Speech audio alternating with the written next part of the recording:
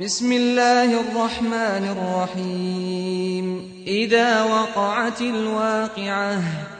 ليس لوقعتها كاذبة خافضة رافعة إذا رجت الأرض رجا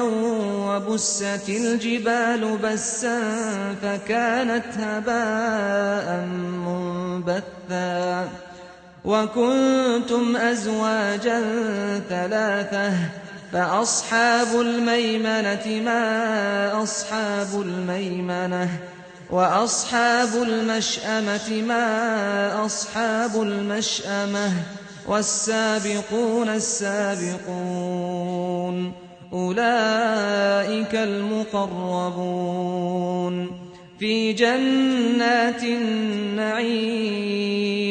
ثلة من الأولين وقليل من الآخرين على سرر موضونة متكئين عليها متقابلين يطوف عليهم ولدان مخلدون بأكواب وأباريق وكأس من معين لا يصدعون عنها ولا ينزفون وفاكهة مما يتخيرون ولحم طير مما يشتهون وحور عين كأمثال اللؤلؤ المكنون جزاء بما كانوا يعملون لا يسمعون فيها لغوا ولا تأثيما إلا قيلا سلاما سلاما وأصحاب اليمين ما أصحاب اليمين في سدر مخضود وطلح منضود وظل ممدود وماء مسكوب وفاكهة كثيرة لا مقطوعة ولا ممنوعة وفرش مرفوعة إنا أنشأناهن إنشاء فجعلناهن أبكارا عربا أترابا لأصحاب اليمين ثلة من الأولين وثلة من الآخرين وأصحاب الشمال ما أصحاب الشمال في سموم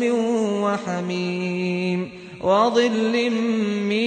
يحموم لا بارد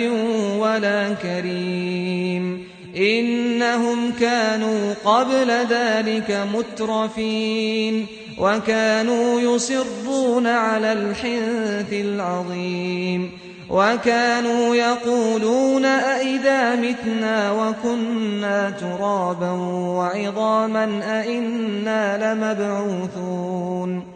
أو آباؤنا الأولون قل إن الأولين والآخرين لمجموعون إلى ميقات يوم معلوم ثم إنكم أيها الضالون المكذبون لآكلون من شجر من زقوم فمالئون منها البطون فشاربون عليه من الحميم فشاربون شرب الهيم هذا نزلهم يوم الدين نحن خلقناكم فلولا تصدقون أفرأيتم ما تمنون أأنتم تخلقونه أم نحن الخالقون نحن قدرنا بينكم الموت وما نحن بمسبوقين على أن نبدل أمثالكم وننشئكم فيما لا تعلمون ولقد علمتم النشأة الأولى فلولا تذكرون أفرأيتم ما تحرثون أأنتم تزرعونه أم نحن الزارعون لو نشاء لجعلناه حطاما فظلتم تفكهون إنا لمغرمون بل نحن محرومون أفرأيتم الماء الذي تشربون أأنتم أنزلتموه من المزن أم نحن المنزلون لو نشاء جعلناه أجاجا فلولا تشكرون أفرأيتم النار التي تورون أأنتم أنشأتم شجرتها أم نحن المنشئون نحن جعلناها تذكرة ومتاعا للمقوين فسبح باسم ربك العظيم فلا أقسم بمواقع النجوم وإنه لقسم لو تعلمون عظيم إنه لقرآن كريم في كتاب مكنون لا يمسه إلا المطهرون تنزيل من رب العالمين أفبهذا الحديث أنتم